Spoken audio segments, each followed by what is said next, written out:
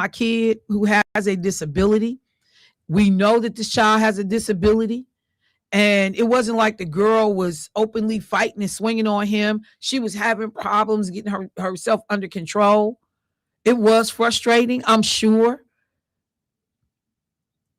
But as somebody who has worked in these settings, anybody that looks at me, if you look at me closely, both of my earlobes are split. Because when I worked in a residential treatment center, one of the boys, in the course of me stopping a fight, grabbed my earrings and snatched them down out of my ear, splitting both of my ears.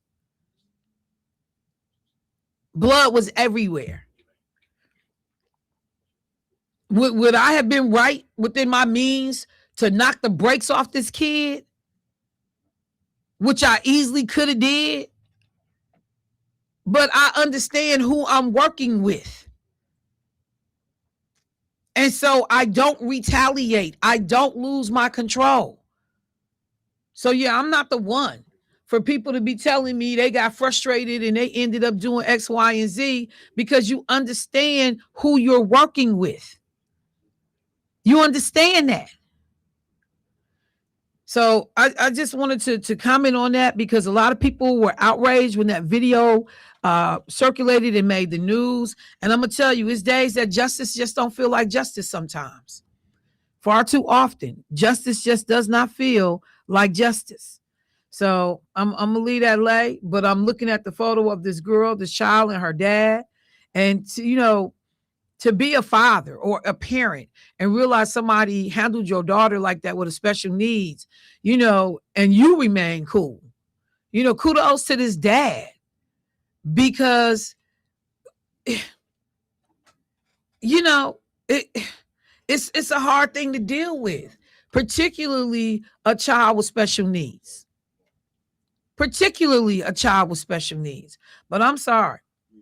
I just would have loved the imagery of a big black man slapping the brakes off a little white girl and everybody being like, oh, it's a misdemeanor and we can vacate the charges and you'll be fine. If you go to anger management, write a 2-page letter and, do 40 hours of community service. I ain't trying to hear it.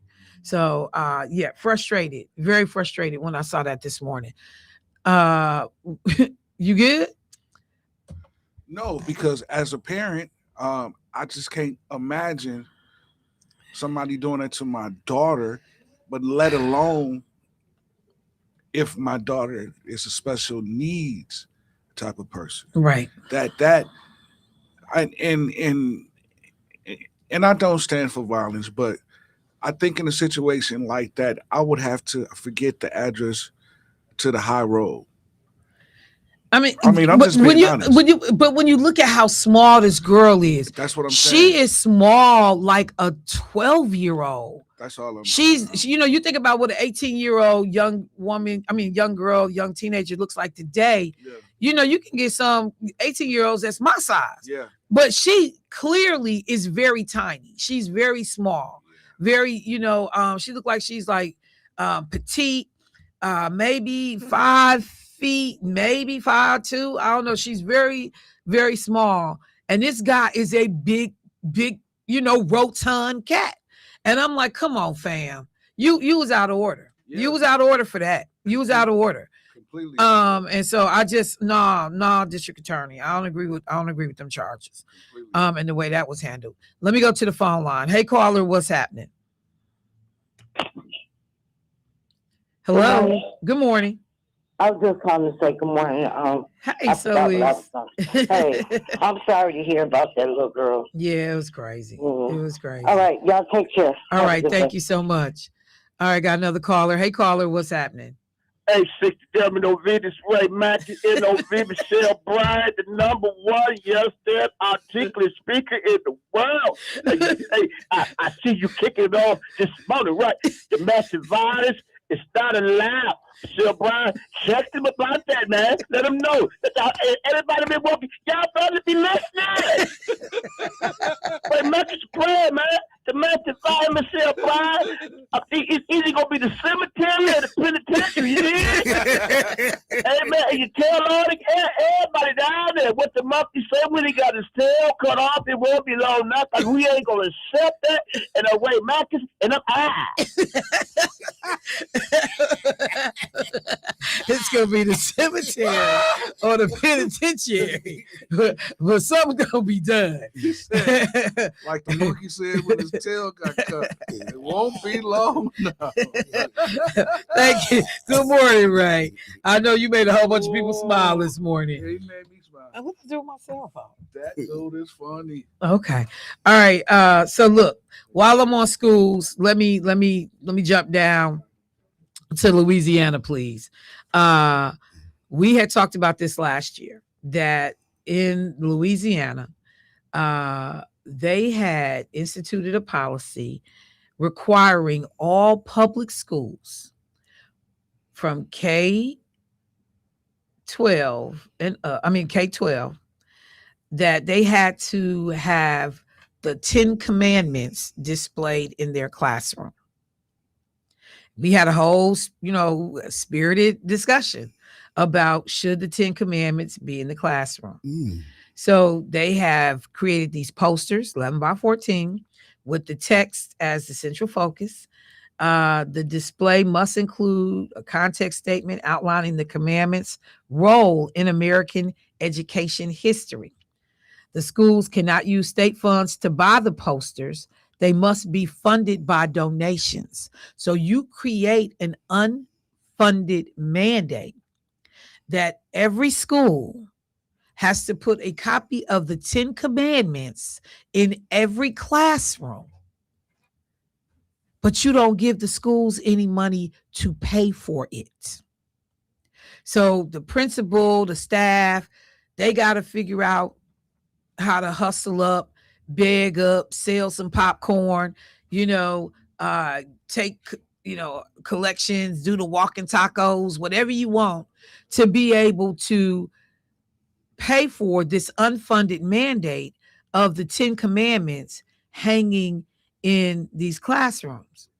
So when it first came out, it was originally blocked by the lower courts. The Fifth Circuit Court, just a few days ago, ruled allowing enforcement, but it is not done. It most likely is going to make its way to the Supreme Court. But right now, the Fifth Circuit Court of U.S. Appeals stopped the injunction. They've said that the school districts, the state can go ahead with doing that. And they said they allowed the mandate to take effect despite challenges, claiming that it violates the First Amendment Establishment Clause. I'm sorry. I don't care what people say. The 10 Commandments have no business in a classroom in a public school. They don't. Not because it's something wrong with the 10 Commandments. Not that it's something that, in general, people should ascribe to live by. I can't agree with none of the things really that the 10 Commandments say. But everybody does not practice Christianity. Everybody does not believe the way Christians believe. And so some people don't believe anything in relationship to faith in a higher being. This is their money too, taxpayer money that's, in these schools. And though people think they get around it by saying, but we're not making taxpayers pay for the actual posting, but you making my child sit in a classroom with this on the wall. But I don't believe it. And so why not the Quran? Why not other religious teachings? Why not whatever the Mormons do, or the Latter-day Saints, or the so-and-so, the Jehovah's Witnesses? Why not they stuff? What was the Jim Jones doctrine? Why not his stuff? Because you are making a preferential choice about which religion is pushed in a school. You're making a choice. That's not what we are supposed to be about in this country. Ronald Reagan's crazy looking son and they whole freedom from religion group, they right. In America, you have the freedom to be not religious. And what they're doing in Louisiana is forcing that on people. Let me take a break. I'll be right back.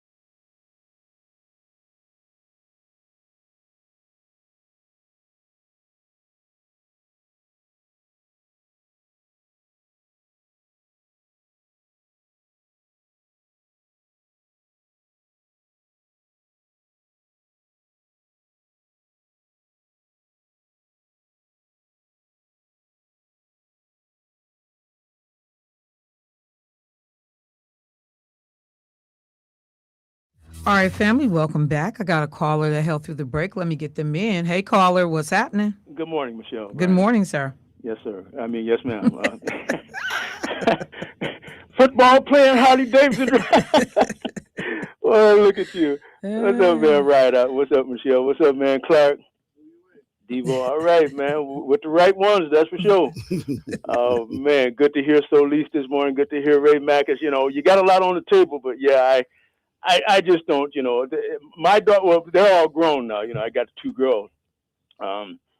Half daughter, same mother, different father, plus my own. But anyway, yeah, either one, she's still mine because they're sisters. But yeah, I mean, we, man, I got to come sit with you, man. No, we ain't doing that. But anyway, a couple different things. When is Chevy up for re-election? I don't know. Let me look. Okay, well, while you're doing that, I just wanted to say a couple. He needs to come in for a question and answer because I need to. I got another question for you though too, pertaining to Khalif and the African American Affairs Office. But first of all, Chevy needs to come in because this is why, because that little girl needed a female, somebody like Arnita Harleman to console her, and Chevy fired Anita Harleman from the Office of Violence Prevention after it was renamed after Khalif named it Office of African American Affairs. So anyway, but yeah, so Chevy needs to come in. Khalif is gone already, but still, I'll get around him in a minute. But so yeah, Chevy, I need to ask you why you fired Arnita Harleman. Instead of having her and Mr. Hamilton working together. It's almost like, well, they can't work together. Come on, man. We can walk and chew gum at the same time. Like, 2 people can't work together. Come on. You didn't have to fire her. So I got to sit with you and get at you about that, Chevy. And I will. So, but anyway, so yeah, we'll do that. And now back to Khalif. And has it lived up to his vision of what he initially set it out to be before it changed names and hands to all these other different people? That's a good question. I mean, okay. I honestly don't know a ton about the work of the Office of African American. And what is it? Is it still called that for the city? It went from African American Affairs to Violence Prevention or something. Whatever. No. That's not the same thing. Okay, it's something else. Okay. Yeah, that's not the same thing. Okay. But I think it's still the Office of African American Affairs. But anyway, they tossed Khalif around because Khalif and Crowley was at it. Crowley was trying to call it something else. That's 2 different things. Okay, but yeah, I'm saying though. No, Khalif was at the. Okay, man. Okay, well, help me out. Okay, so Crowley and Khalif were never added about the naming of these groups. The Office of African American Affairs, Khalif did when he was county supervisor. Mm-hmm. Then he goes to the city and he does advocates for the same thing at the city. Right. The county changes the name to the Office of Equity. Has nothing to do with Khalif. Okay. Equity. Okay. Well, thank you. There's so many offices there, but yeah. So I was just trying to, get everything straight there. Okay. But we still need Chevy to come in, though, man. I need to sit with you. I need to get with you. All right. Thank you, Michelle. Thank you, bro. I appreciate it. And Chevy just got reelected. He's not up again until 2028. So you got a while to sit with it. What'd you say, Jermaine? Say ponder over it. You got a while per Jermaine to ponder what Chevy is doing at City Hall. You got a little time, bro. you really do. I'm sorry, y'all. I did not have my cell phone, Bobby. I see I missed a whole bunch of text messages. I apologize. I do want to make sure that I state that, and thank you, Deborah, and a number of people have now posted it as well. Today is the homegoing services for Brother Lamar Franklin.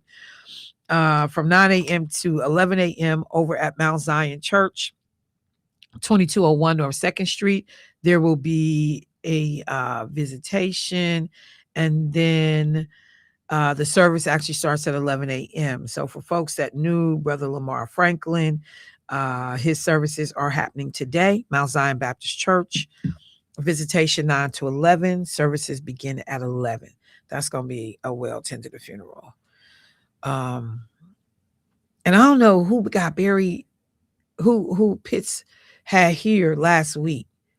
But when I was looking at like the people that were coming, it was a whole bunch of heavy hitters coming over here for, and I meant to circle back and find out who had passed, because I'm looking at a bunch. I saw some of my sorors coming. I saw a bunch of people I know, and I was like, whose funeral? Who passed? So I don't know who it was, but yeah, it was a lot of people strolling through here over at Pitts last week that stood out for me.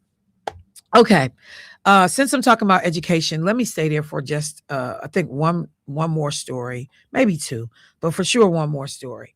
There was a situation in which a group of people were on a call that were discussing the future of education in a school in New York. Okay. And so there was a professor from Hunter College who was caught on a hot mic on a virtual presentation in which a young student was raising a question about concerns that her school, which is on the Upper West Side in New York City, was going to be closed or relocated by the Department of Education. What people heard next after the student is saying what they're saying, like everybody's mouth was wide open on the virtual call. This professor, who didn't realize she had unmuted herself, she said, and I quote, "They're too dumb to know they're in a bad school. If you train a Black person well enough, they'll know how to use the bad. You don't have to tell them anymore." They said you could hear several visual, or you could see several visual gasps by many of the attendees on the Zoom call. It was a hybrid meeting being held at the Joan Arc school building, and so there were people in the room and there were people on virtual, and folks, they showed the screenshot of people's faces when this woman says this, and one woman, this one white person that's on the call, her whole mouth is open, just like, like, what are you saying? But they're too dumb to know when they're in a bad school. If you train a Black person well enough, they'll know how to use the back. Well, first of all, that's not the first time we've heard that, right? It actually is rooted in some training information. She said, this professor, that she was trying to explain systemic racism in a side conversation, and that the remarks were heard, because she made a mistake and unmuted herself, but that if it was taken in context, it was like, no, I wasn't saying that. I'm explaining systemic racism. I'm gonna take this call because I also want to bring in Gavin Newsom down in Atlanta, who's created a stir because Black folks went on social media, some Black folks, a lot of conservatives, ironically, who were upset because Gavin Newsom, in being interviewed by the mayor of Atlanta, said, "I'm no different." He was talking to an all predominantly Black audience. "I'm no different than you all. I'm no better, no less. I'm a 960 ACT, or SAT score. And, I have trouble reading. I can't read because I got dyslexia. I still have dyslexia." And some Black people felt like Gavin Newsom was saying, "I'm just like y'all because y'all got low SAT scores and y'all can't read either." But that's not what he was saying. You people pulled it out of context. And Senator Tim Scott, he goes to posting, gets all on his high horse, talking about how smart black folks are, and black folks is this and black folks is that. Well, Tim, where you at when they taking all the black history down? Where you at when they rewriting black history? Where are you when all these black women get fired, by the feds and Doge? Your blackness is real convenient. Where are you? You finally opened your mouth when Trump posted this picture of the Obamas as apes, but for the most part, you complicit in the attacks on black people. So all of this fake outrage is too much. But let me go to the phone line, and then we're going to deal with what this woman said. Hey, caller, what's happening? Hey, good morning. Good morning. I heard you talk about the 10 Commandments, and you said, well, what about all the other religions and other people? Some people don't believe in nothing. They send their kids out the door believing in nothing. And you're correct. But if you look at the 10 Commandments real carefully, you will see that inside of those 10 Commandments, even the atheist has guided himself alongside of those 10 Commandments. It talks about, all you got to do is just pull the 10 Commandments up and read it. And you will see all of the morals that you and I follow, the stuff that we developed, that our parents and foreparents and all of them have given us, lying right up down inside that 10 Commandments. Even when it talks about the Sabbath day, you say, well, that's the Sabbath, that's Jewish. But if you go to China, you go to Russia, you go to any of these other countries, they all put aside a day for rest, which would lead you back to the Sabbath, rest. Okay, when you look at putting no other God before the God of creation, all of these things right here, if you just read the 10 Commandments, me and you want, thou shalt not kill. I don't care what nationality or what belief you believe in that particular country or surrounding, they believe in no killing. Okay, you talk about committing adultery. In some countries, they will kill you for committing adultery. America, with the human rights and all the good things that we have, we don't stone or kill for adultery. What we did is we've made it adultery and fornication together. So therefore, there's no stoning. So, if you just look at any of it. Look, I've already conceded that on its face, it's hard to argue with the qualities of the 10 Commandments. That's not the point. The point is that it's religious doctrine from a particular religion, and that not all people in America practice that religion, and that there is a separation of church and state, and public schools are considered state, and that should be respected. Okay. Well, what about where we are right now? Where we are right now in this historical moment, I think we need all we can do to change to help these kids and help some of these grown folks. So even in whatever religion you go to, thou should not bear false witness. Thou should not steal. I mean, you go again, no argument about the merits of what it says, because it is from a particular religious doctrine. And not everybody practices that. And that there is and should be a separation of church and state. Because right now, you agree with that particular doctrine. What if somebody introduces religious doctrine that you don't agree with? Then what? But inside of that same religious doctrine that you're talking about, even if you talk about Islam, ain't gonna be no stealing in that. You saying the same thing over and over, bruh. The question is, what happens when somebody introduces religious doctrine that you don't agree with?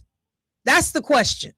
Okay, you fine with this one, but there are others out there that you won't agree with. What happens when they want to hang that one in the school? Hold on, let's look at voodoo. Let's look at Wicca. When you line up Wicca and you look at Wicca, they're going to tell you no stealing in that. They're going to tell you no fornication in that. See, you still missing the point, man. What happens when you disagree? Well, I'm saying that the principle, the ground principle. You're not, we have already conceded that. What happens when you don't agree with what somebody wants to hang up in the school? from their own religious perspectives, or they're anti-religious. What happens to the person who says, you know, I believe in fornication, I believe in this, I believe in that, and they got enough people in the legislature to be able to get that passed and hung up in your schools? Then guess what? It becomes law at that point. Listen, it becomes law at that point. See, what we have to realize is that some stuff, just because it becomes law does not mean that you don't work to change it. There are tons of bad laws on the book. The reality is that no one particular group should be able to influence what's being done in a classroom in terms of religion. It's not about influence. It's about. It is absolutely about influence, because you are bringing your Christian values into that classroom, putting it on a poster for the whole school to look at every single day. But what about all the other religions who may not subscribe to that? Okay, well, what about the people that put up the gay flag in the classroom? Put the crickets is on, that court? Wait. No. There's no crickets, because here it goes. Is that mandated by the public school district? Is that mandated by the state legislature? It is not. No, but it's so you have the ability to go in and talk to the school about what you don't want to see. This is mandated. But listen, some kids will see that as a mandate. No. We're not talking about what children see as a mandate. We're talking about what is actually a legal mandate. If you got a problem with a pride flag hanging in the classroom, you get to go and have that conversation with the teacher, the principal, the superintendent of the district. And that's not true, because it's not legally mandated. What we're talking about is legally mandated in terms of the Ten Commandments. So it's a difference. So you think something's wrong with the Ten Commandments being put in there? I do. I've made that very clear. Anything to help folks change from the wicked. Hey, bro. Hey, if you want your kids to know the Ten Commandments, you do that at the house. You don't get to influence everybody else's child. You don't get to make my kid. We don't believe that and practice that in my house.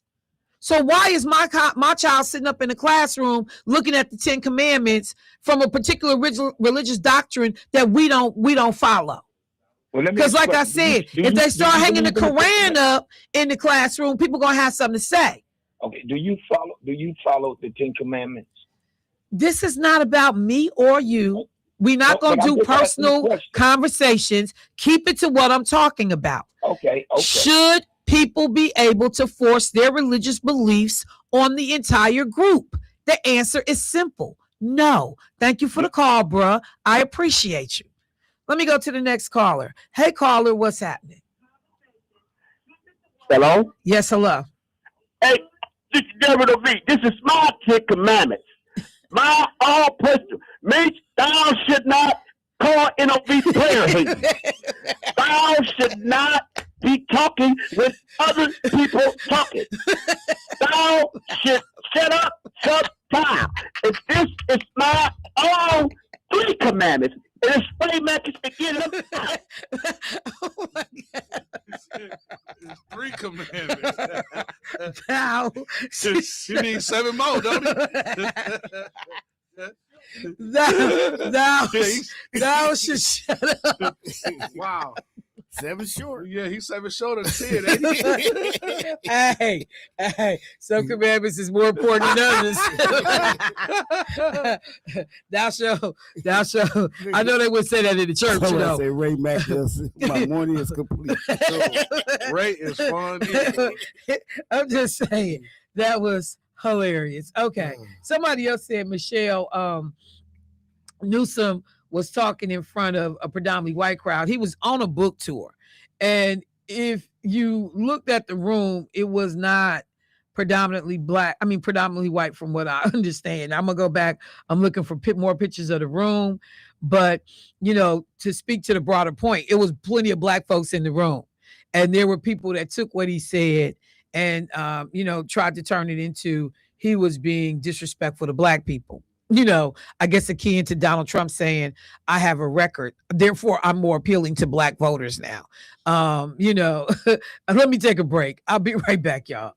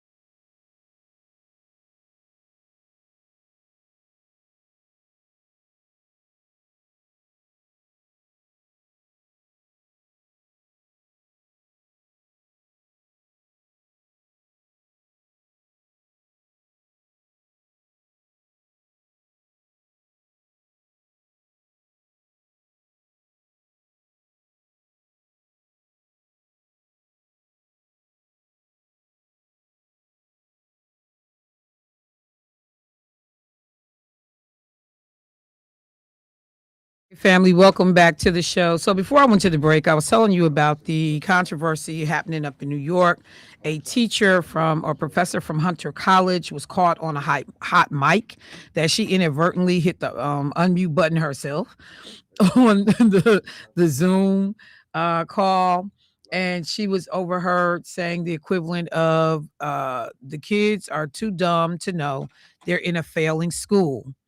And then she said something that had people's mouth open. You basically can, you know, oppress black people in such a way that they begin to oppress themselves, basically, is me paraphrasing it. And everybody was like, oh, the thing that caught my attention about it was we are in the middle of Black History Month. Carter G. Woodson started Black Negro History Week.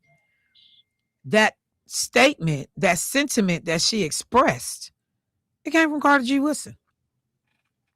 Carter G. Woodson, in the miseducation of the Negro, of the American Negro, said, quote, that if you teach a man to use the back door long enough, when he gets to a place where there is no back door, he will create one. So while the professor could certainly be chastised about saying that the kids are so dumb they don't know they're in a failing school, which to some case is true. It's a whole bunch of parents rushing to put their kids in schools thinking they're leaving one failing school and you sending them to another because you've not done your due diligence. You've not looked at test scores. You've not looked at, performance metrics. You've not figured out, if you got the better teacher or the so-so teacher getting ready to have your child. You've not done your due diligence. And a lot of times you are taking your kid out of one failing school and putting them in another one. It happens all the time. So one of the things I was trying to figure out is how mad do I get when I hear certain things? This woman didn't make that up. And when she says, no, I was trying to explain systemic racism, then what she said, minus the they too dumb to know they in a failing school part, is exactly what a portion of systemic racism speaks to.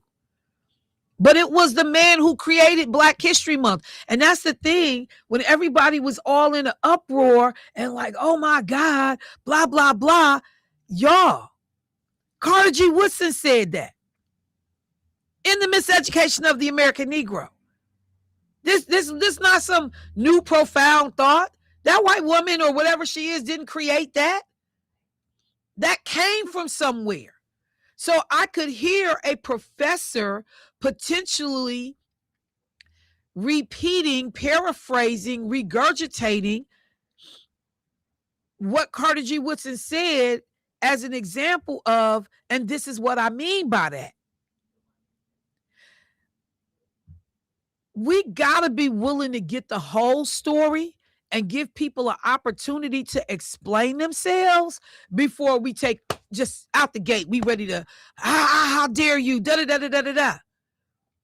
And no, white folks can't say everything we say. I can't talk about your mama, but I can talk about my mama. You can't talk about my sister, but I can talk about my sister. So I get that part. I understand that. That's why I was paying attention to what went on down in Atlanta with Gavin Newsom. The mayor of Atlanta, who's a brother, he does a social media post and he was like, man, y'all hold on. Y'all are characterizing this absolutely wrong. And when I listened to what Gavin Newsom said in its totality, you realize Gavin is providing examples. When he says, I'm no better than you, or I'm just like you, and he talks about his own shortcomings, it's not to say because we got the same shortcomings. It's to say, and these are examples of, my shortcomings.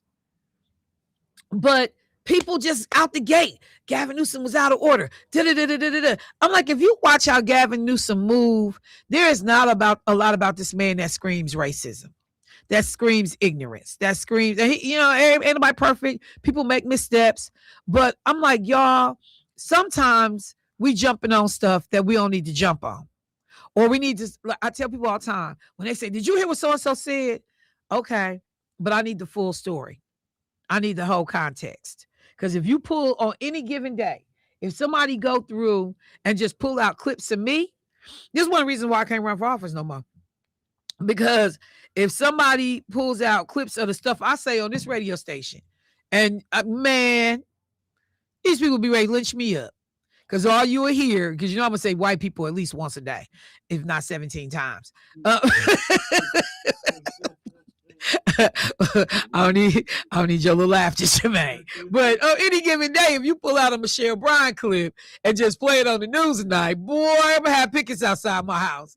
The Klan will be looking for me. You hear me? Because I'm gonna be like, white people ain't blah blah blah blah, and they're gonna be like, oh my gosh, she's a racist. Put it in context. Go back and see the front part of what I said. So we got to be careful when we get ready to jump on the bandwagon about she was out of order, this was wrong, he was out of order. Y'all read it for yourself. Come up with your own interpretation and understand it. But I would have loved to have been on that Zoom call so I could have put in the chat. You know she didn't make that up, right? That came from Carter G. Woodson. The man who created what we now celebrate today is Black History Month. Okay, I'm just saying. And if you understand the mentality, and I'm gonna just say this for a second. I'm gonna take a quick turn. I have not intentionally talked about the Howard Fuller documentary. I've intentionally not talked about it. I'm gonna say it again. I have intentionally not talked about the Howard Fuller documentary. Why? I'm not going to do a whole bunch on it. I'm just not. First of all, let me just say, when I watched it, and I'm trying to pull up the name of it for you guys, A Fuller Education, chronicles the life, civil rights activism, education reform efforts of Dr. Howard Fuller. Thoroughly enjoyed the portion of the documentary that outlines Howard Fuller's activism. You know, and you realize somebody who has operated in PWI situations, and also, you know, Howard played in both worlds. He played in predominantly white institutions. He, you know, definitely absorbed in Black culture, Black civil rights movements, Black activism, calling attention to the things that were wrong. I listened to some of his speeches and you were like, Jesus, you know, and I'm not from Milwaukee. So there are some people, you know, they got a lot of Howard's, you know, history because they grew up watching this man. They've been around. They've been longtime friends. I come at it from a different lens because, yes, I've been here for a long time, but I don't move in Howard Fuller's circle. And, you know, so I only know what I see as an outsider, completely enamored with learning about all that this brother was doing and willing to say in a time when people were getting killed for what they were saying about, you know, civil rights and segregation, integration, equity. I mean, without doubt, bro was a boss when it came to these fights. Where they lose me on the documentary is when we get to the school choice movement. And I'm going to say this, you know, I can hear Dr. Lakeisha Myers in my head right now, and Senator Taylor too. The genie is out the bag on choice. We will probably never go back to strictly, you know, taxpayers paying for public education only. And if you want to send your child to a school outside of the public school system structure, you got to be able to pay for that yourself. We will never go back to that time. So we got to figure out how to work these systems to make all of these systems work for our children. Should there be limits going forward? Yeah, I concur. I agree. Should we be paying attention to accountability and what the data says? I agree. And when people are called to the carpet on the data, then they want to say, well, what really is success? I ain't got time for that. You know what the hell success is. Stop playing with me.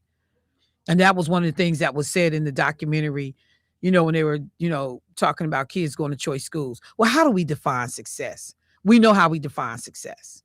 And no, I don't believe that success is purely academic, but I know what success looks like when you start talking about taxpayer money and being able to get kids from point A to B academically. We do have to have some measurements academically about what success is.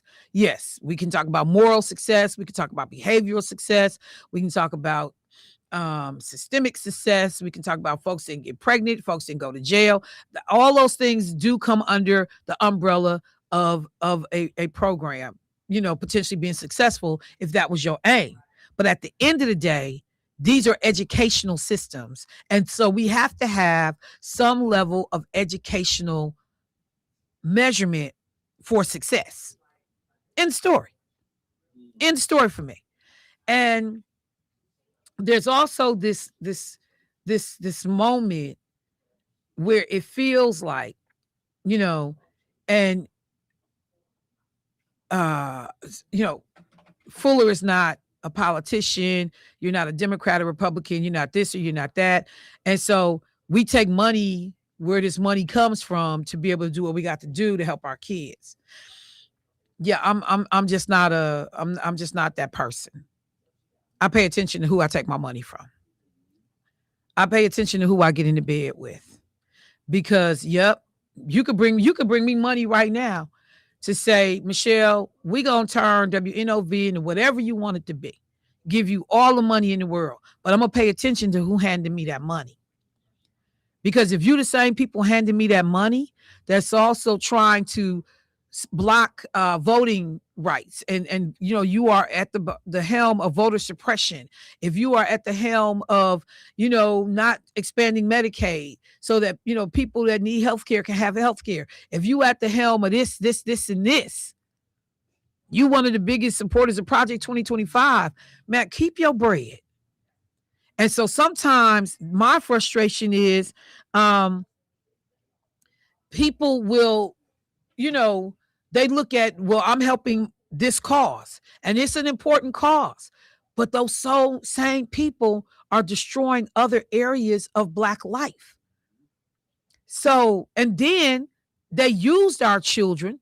One of the points that Meech makes all the time, people use us to then they really helping themselves, because now we've created a system that it's not about income anymore that drives your ability to go to a choice school. You got parents who could afford to pay for their kids to go to a private school, or parents who don't want their kids going to public school, particularly with Black kids, who are now able to send their kids to other systems and get taxpayers to pay for that. This was created for people who needed options, who couldn't afford to fund it. It's expanded and become something else that we don't even recognize anymore. So there were just elements of it that, and I watched it to the end. But I just had to no, I'm not with y'all right here. And I think it's fair to say that, nobody agrees with everything I say on this radio station. I mean, I see y'all comments. I get the text messages. You was wrong. I mean, and I'm okay with that. And, so I don't think it takes away from respecting the work of Howard Fuller over the course of the years.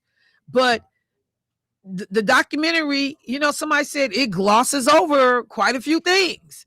And to me, it does.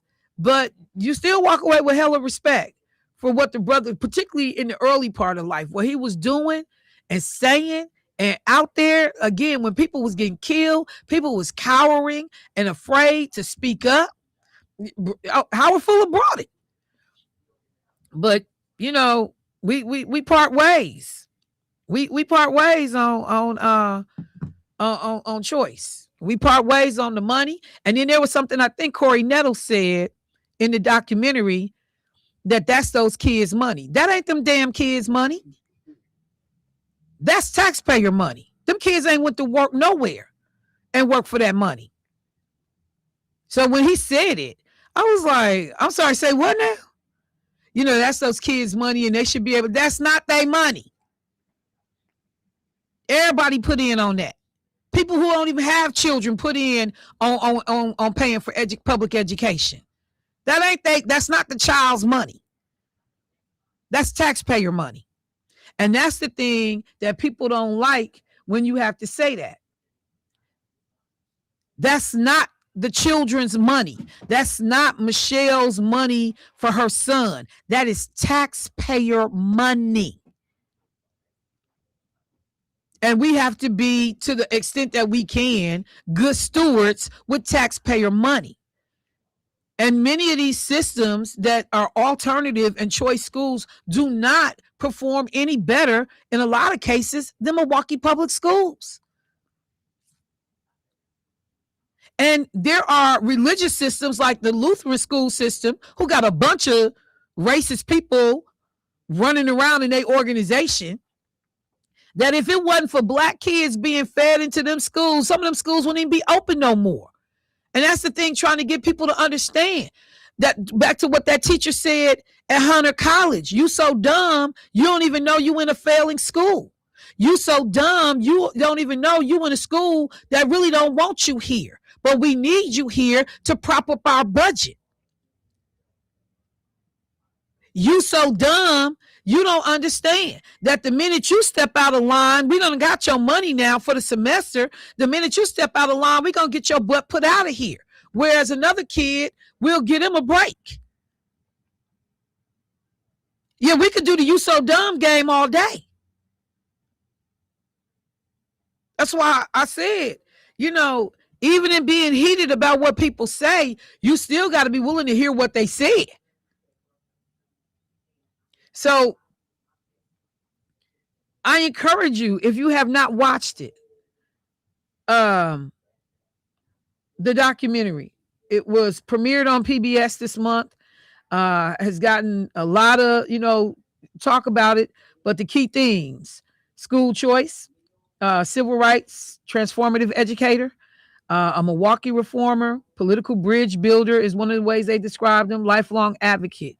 Can't take none of that from this brother. Can't take none of it from him. But yeah, me and Howard Fuller will probably not ever agree on where I take money from to educate my kids, where I take money from to build my buildings, whose dollars. Yeah, because you know, one of the things, and I got callers and I'm coming, but you know, I hear people say all the time, no permanent enemies, no permanent friends, just permanent interests. I've never been a person that subscribed to that. And that's kind of Meech's philosophy. You know, you ride with who you need to ride with to get done what you need to get done to help your family. I just have never been that person. I don't want the dope man's money to build my house. I don't want the dope man's money to educate my son. Now I ain't gonna lie and say if I'm desperate enough and hungry enough, I might take the dope man's money. I ain't gonna tell you that, because then I'll just be up here lying. But I'm gonna tell you that if all things are equal and I'm doing okay and I can figure out another way, I'm not taking the dope man's money. I'm not doing it. I'm not doing it. And I want to say this, acknowledging that there have been dope men. I know you're taking it. Jermaine talking about I'm taking it. I mean, it's churches take the dope man money all the time. But is it wrong? I don't know. Is it? Is it wrong to take money that you know is ill-gotten? I don't know. Because some people will say, well, it's what you do with the money. Yeah. Yep. You did dirt getting it, but I used it for blah, blah, blah. Yeah. But, you know, at some point, though, then are you just complicit? And you just looking the other way? That's like saying, I know they stole that TV. Or no, I know they boosted them clothes. I know they stole them clothes. But I know some kids who need some clothes. And so I got some from the thief and gave them to the kids who needed coats. So you know what the church folks call it? What they call it? A blessing in disguise. Yes, they do. Yes, they do. Yes, they do. Blessing in disguise. Yes, they do. I am just saying that you got to be able. We walk a fine line, y'all. We do. I remember being at an event with Congresswoman Moore, and somebody stood up at the event and they talked about the social programming that they do in their community. And that person said to Congresswoman Moore, basically, and I'm paraphrasing, is it okay to take money from Republicans to do the work that they were trying to do for social programming? Congresswoman Moore, her face was toe up from the flow up, because people realize that y'all, when people talk about what blood diamonds, blood money, you got to think about that stuff. Like these same people, they only helping you with choice schools because they advancing their own personal agenda. I gotta take a break. But they only advancing their own personal agenda. They don't get in they damn. Even when Polly Williams was out here talking about what was going on with black kids in failing schools, the people that came to her aid did not give a damn about black children failing in public schools. They didn't. What people understood is that the public school system is a cash cow. Brenda Casilius has the same budget, if not more, than Milwaukee County Executive David Crawley. She manages the equivalent of a county in terms of budget and finance. I think MPS was like 1.6 billion. Milwaukee County was like 1.3 billion. It was some crazy number like that. Republicans have long tried to figure out how to get their hands on that bucket of taxpayer money. And how do we help parents who don't want their kids to go to school with black kids, who don't want their kids to go to school in the hood, who want to do something different, but they don't want to pay for it? I got to take a break. I'll be right back.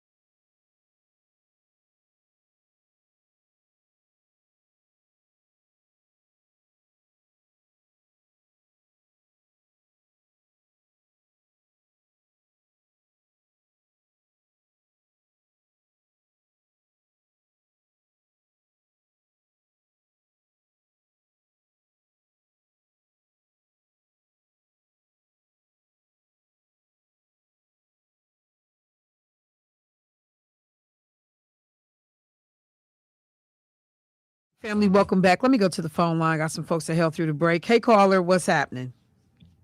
Good morning, Michelle. How are you? I'm good. How you doing this morning, George? Fantastic. Not fantastic. Oh, yeah. A rare moment, eh, Michelle, in this world we live in today. Oh, yeah. What's going on, man? I got 3 points I want to hit you up real quick before I forget. So I'm going to bounce through them real quick. Go ahead. Jesus wanted everybody to follow him, but he don't make you. And so just like in these schools where they want to put prayer into it, that, you know, you're right, Michelle, that may be what some of us follow.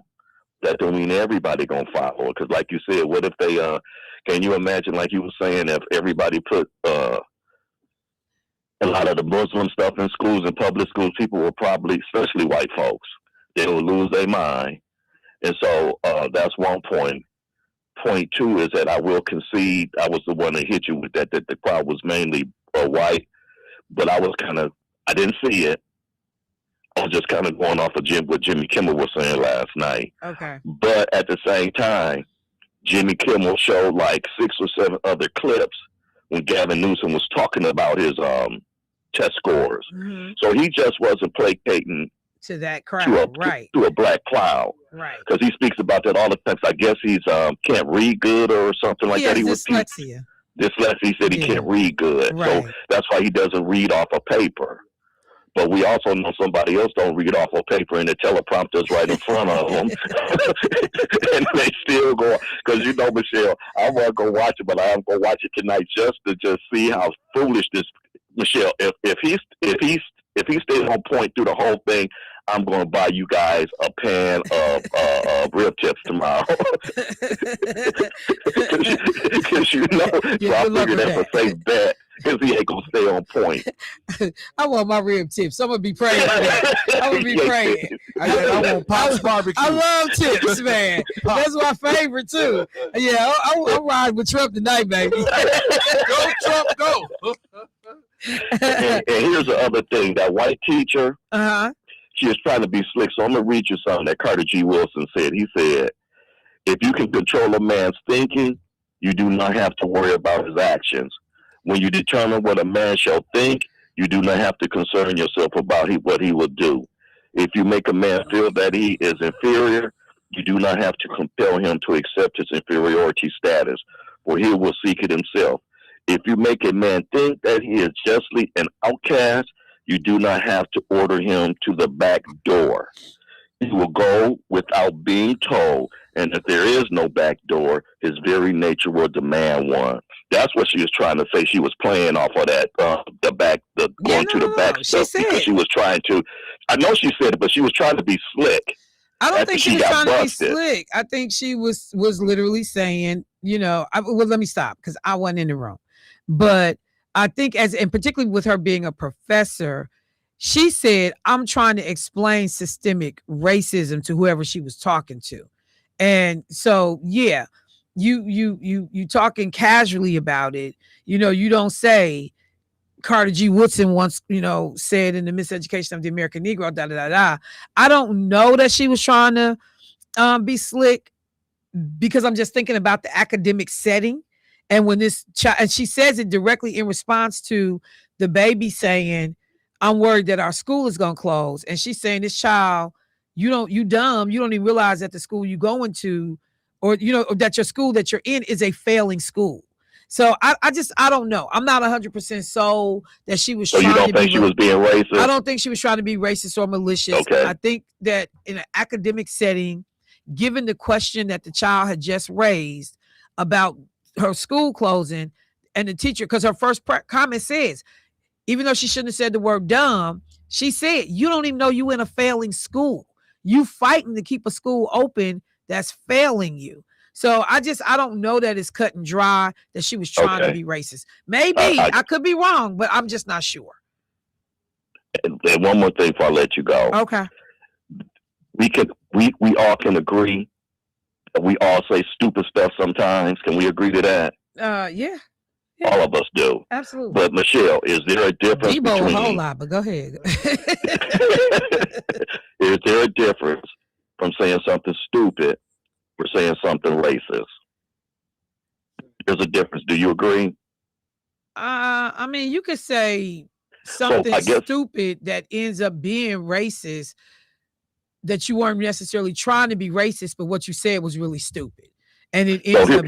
So it's that. Yeah, go ahead. So here's where I'm going with this, because you're right, Michelle. Michelle, I sit up and I watch a lot of that talk radio stuff. On TV with Abby Phillips and all that stuff. I sit up and watch that stuff all day long, damn near. Okay. And the Republicans were trying to run with what Gavin Newsom said yesterday, right? Right. And then they brought up the fact that Joe Biden said that if you're not black, if you don't vote for him. Right. That was stupid. That wasn't racist, correct? Yeah, that was stupid. Putting the heads of the first lady and the president on monkeys. Right. That's racist, correct? And again, that's why I said, don't all of these people trying to act like they care about what somebody said about black people, but your boy clown, minorities, black people every day. You got policies that hurt us every day. They taking down black history, every day, and there's silence. So that's why I'm like, man, I don't care what y'all talking about. But the fact that you got black people that's co-signing, it's just so crazy. So yes, it is, man. And we got 2 or 3 callers and I cannot think of this guy's name, Michelle, because I was trying to bring it up to Keith the other day. His name is Randolph, and I can't remember his name. He used to come on Channel 10 with Joe Manably all the time, and he does stuff for black kids as far as what your buddy does, taking kids to black colleges. And I know his name is Randolph or something like that. Okay. I don't know. The bald-head, dark-skinned guy. What is it? I'll try and think of who. Are you talking about Gerard Randall? Yeah, Gerard. Oh, okay. Gerard Randall. Yeah. Thank you. So you got people like Gerard. You got people. What's other co-hosts that got a show on y'all radio station? Will Martin. Mm-hmm. You got Tyrone calling on the show. You got me, and I could just go on and on Michelle. The black guy that still ride with this dude, and we got one, like you say, Michelle, twist himself in knots. Yeah. All right. Okay, Michelle, I'm going. I appreciate it. Yep, no problem. Got another caller? Let me get them in. Hey, caller, what's happening? Yes, good morning. Good morning. I think right now where we are, I think the main focus should be on the education of the kids. I don't agree with the 10 Commandments being in the schools, because half of the people raising all the hell does not live by the 10 Commandments. But I find it funny. Life always got to go from sugar to sugar honey iced tea for people to find, oh, glory. But when they was in them streets throwing them cups and tearing up Cadillacs and giving people PTSD, nobody was thinking about that. And when you look at the Republicans right now, they're not living by nowhere in the Bible, and they're steady up here touching on these little boys, acting like they got ovaries and they dookie buster, and trying to lower the age to marry little kids. Yet y'all try to talk about y'all so religious. So I really don't understand it, and I think some people are having trauma because people keep talking about the LGBT. I think you probably just mad because somebody turns you down in life and you just can't get over it. But I'm pretty sure some of them who've been to jail, been to prison, had a boyfriend up in there, whether he was taking care of the front or the back. And the reason why a lot of men be beating on their wives is because they really want that dookie buster. They really don't want that nice little furry knuckle downstairs. You have yourself a great day, by the way. Bye-bye. Thank you. All right.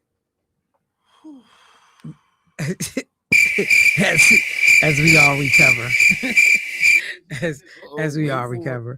Let me just do a couple of things because I end early today. Let me just say I'm gonna be doing my boy Dorian Higgins podcast tonight, Facts Over Feelings. You can check him out on YouTube. Comes on at 6 p.m.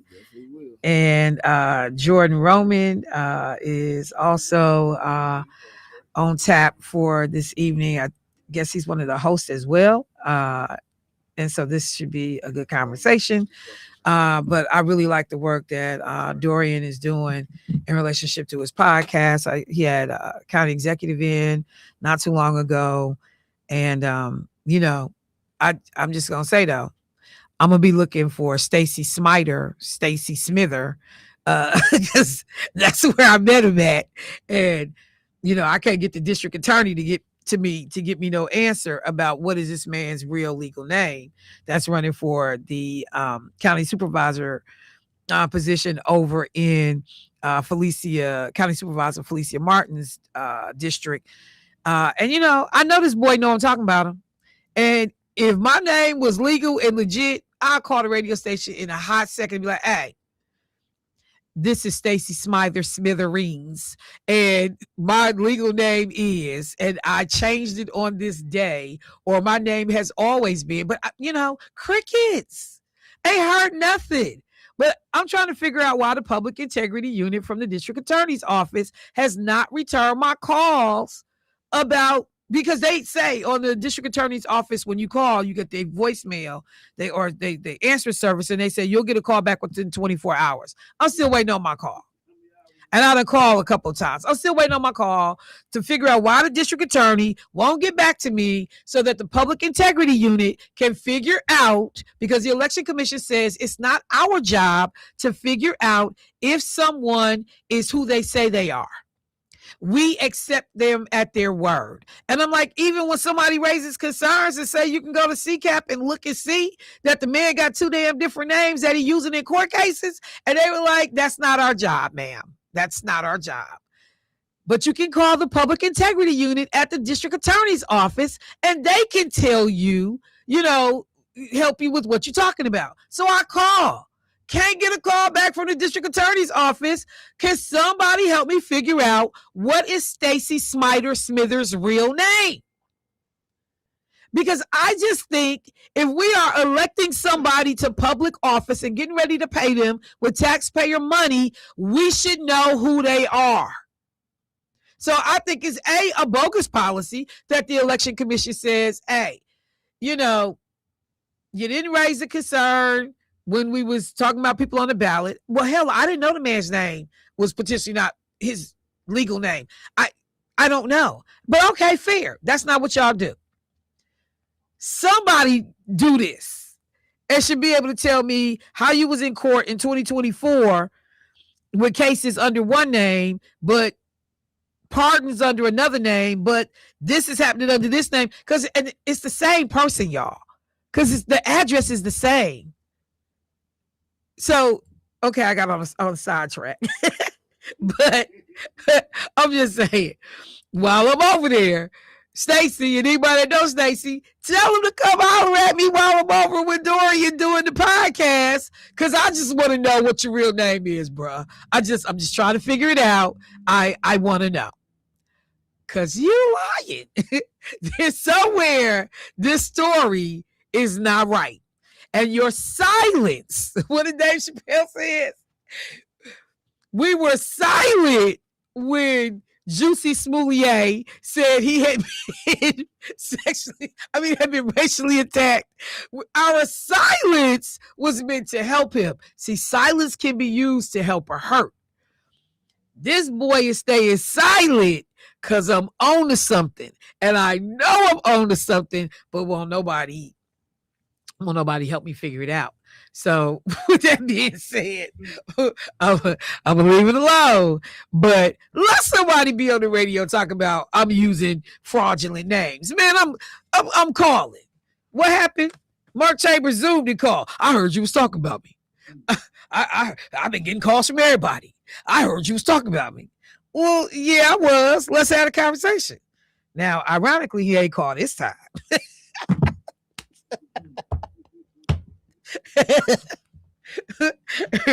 He ain't called about the Joe Costa situation. What'd you say? Yeah. I ain't trying to be messy. Did you say yeah you is? Did you say yeah you is? Nobody would ever say that I'm messy. I go out of my way not to be messy. All right, let me go wrap my show so I can go fight with Jermaine. Who out here trying to say? Come on with it. Yeah, he cute. But we about to have have that furniture movie in a few minutes because he said I'm messy. But if anybody knows Stacy Smather's real name, please call into the radio station. Just tell Stacy to call, and we can get to the bottom of it. Because we getting ready to vote for this dude. What you say? Call, man. Come on, man. Call. I'm just saying, somebody should be able to tell us what this man's real name is, what his government file your taxes name is. How you spell your name? That's what you ask him. How you spell SMITER. Oh, wait. SMITHER. Oh, wait. STACY. Wait. SATECY. I mean, wait. So I'm having a Red Fox moment and, going against what I know better just to say, Negro, what's your name? What is your legal name? All right. With that, I'm going to get out y'all way. Family, I appreciated it. See, messing with Jermaine. I have been silly the whole show. It's over. SMITER. Call, man. 1-800-CALL now. All right, y'all. We'll talk to you tomorrow. Peace. SMI.